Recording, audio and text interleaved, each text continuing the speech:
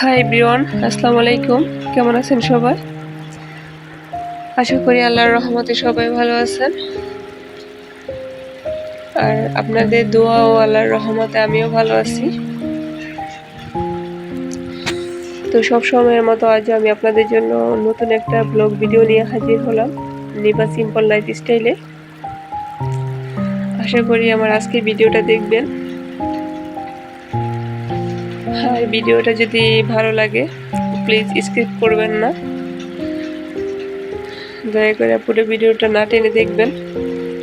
আর আমার ভিডিওটা দেখে যদি আপনাদের ভালো লাগে প্লিজ একটা লাইক করে সাবস্ক্রাইব করে দিবেন, আর পাশে থাকা বেল আইকনে একটা ক্লিক করবেন যাতে পরবর্তীতে ভিডিও আপলোড করার পর আপনাদের কাছে নোটিফিকেশন চলে যায়।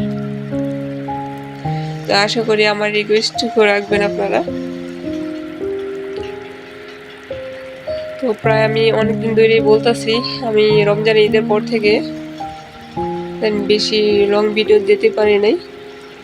ভিডিও করা হয়, এডিটিংও করে রাখি, কিন্তু ভয়েস ওভার করতে পারি না দেখা ভিডিওগুলো আপলোড করা হয় না। কেমন জানি এখন অলস হয়ে গেছি, ভিডিও আপলোড করতে গেলেও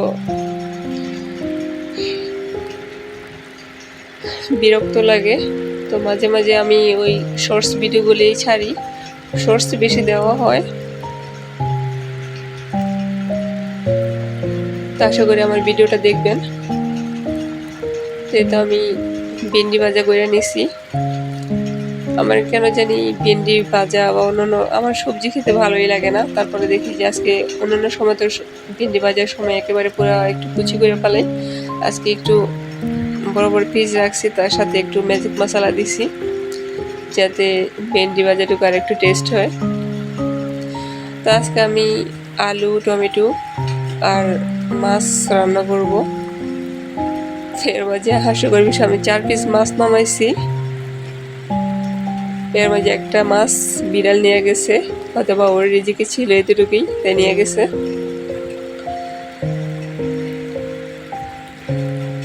আপনারা কি এগোতে থেকে আমার ভিডিওগুলো দেখছেন প্লিজ একটু কমেন্ট করে জানাবেন। আপনাদের দোয়া ভালোবাসায় আমার তো প্রায় 260-এর উপরে সাবস্ক্রাইব হয়েছে।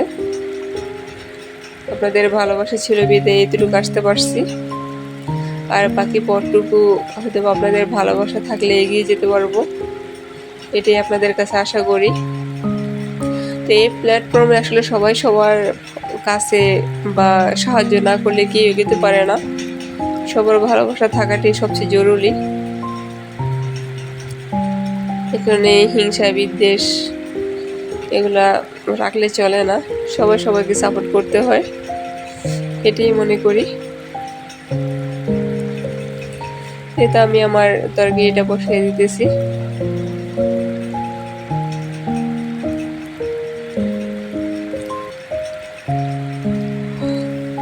মাটি চুলায় রান্না ভালো লাগে, কিন্তু অনেকটাই প্যারা হয়ে যায়। আমি কিন্তু মাটি চুলায় রান্না করি ঠিক, কিন্তু অনেকটাই ধোয়া, আমার চোখ মুখ সব পুরো জ্বলা জায়গা।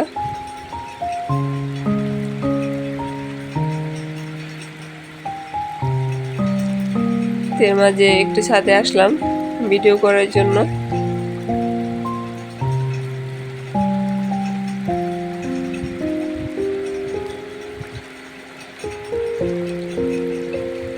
এটা আমার এখানে আলু মাছটা রান্না হয়ে গেছে।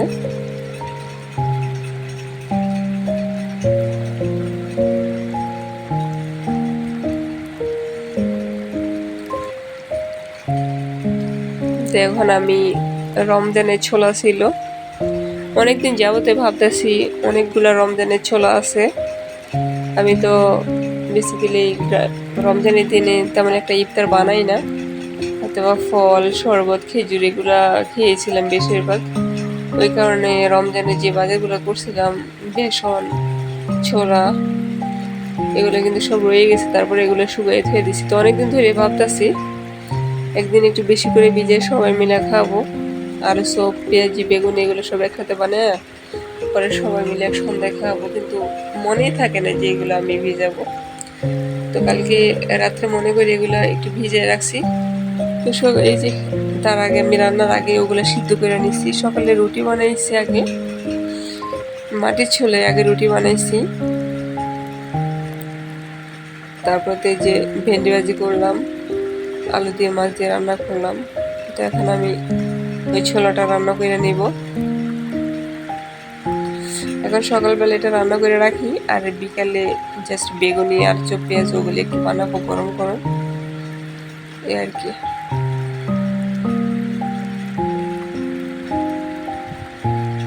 একটু বেশি করে রান্না করতেছি যাতে সবাই মিলে খাওয়া যায়।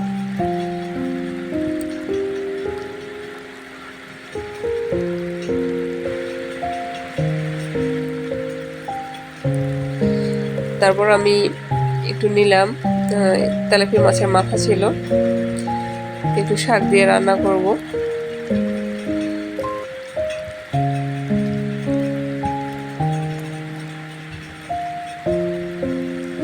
অনেকদিন পর পর রান্নার আইটেমগুলো হয়তো একটু চেঞ্জ করলে ভালোই লাগে।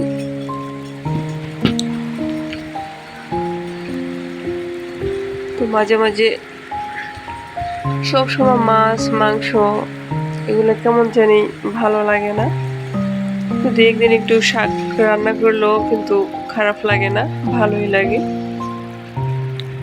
আজকে আমি অল্প কয়টা শাক নিলাম, তেলাপিয়া মাছের মাথা ছিল, অনেকগুলো মাথায় জমা হয়েছে, ফ্রিজে খাওয়া হয় না। তো ভাবলাম আজকে 2-3টা মাথা ভাজি করে একটু শাক দিয়ে রান্না করি, সঙ্গে একটু আলু দেব যাতে শাকগুলো একটু মাখা মাখা হয়।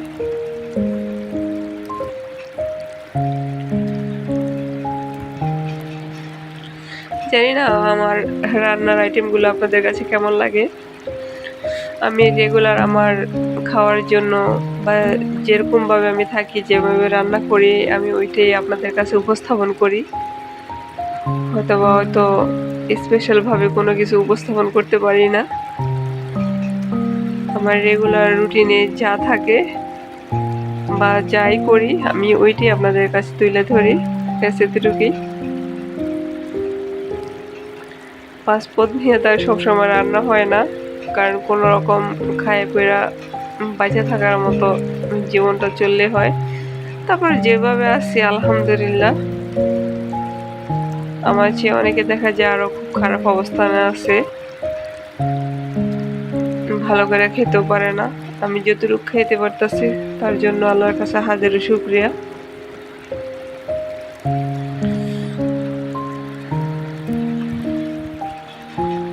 তো আজকে আমি এই যে কলমি শাক, আর সাথে আপনাদের কোন জায়গায় কোন শাক বলে জানি না, তবে আমাদের চাঁদপুরের আমাদের অঞ্চলের হিসেবে আমরা এটাকে হাইসার শাক বলি আর কি। হয়তো বা এক এক জায়গার এক এক ভাষা, কিন্তু আমাদের এখানে এটাই বলা হয়, আমরা এটাই বলি। তো 2 পদের শাক মিলে আজকে একটু মাছের মাথা দিয়ে রান্না করতেছি। জানি না কেমন হবে। তারপর এই যে কালকে আমার ছোট মেয়ের বার্থডে,